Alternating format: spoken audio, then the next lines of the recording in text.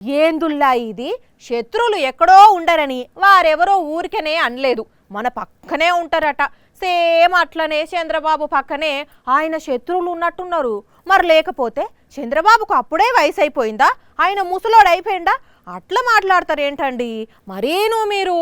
మీ వయసు తగ్గితేనే బాగుంటుంది. యో ఊగో అన్న అట్ట మాట్లాడుతుంది నువ్వు.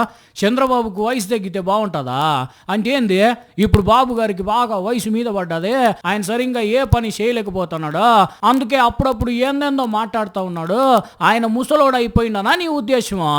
అందుకే మీ వయసు తగ్గితే బాగుంటుంది అంటున్నారే ఏంది? చంద్రబాబు ముసలోడు అవ్వద్దండి. ముసలోడు అవ్వకూడదే.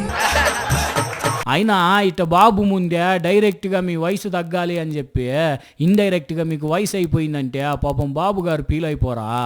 ఆ బాధ కనబడొద్దనే బయటికట్ట నవ్వుతుండొచ్చేమో పాపం ఆయన.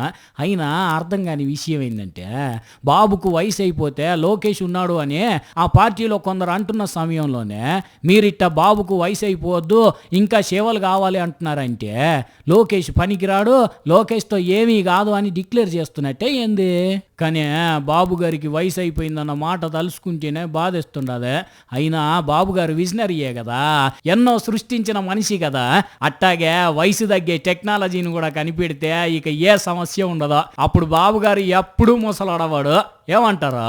అంతేగా.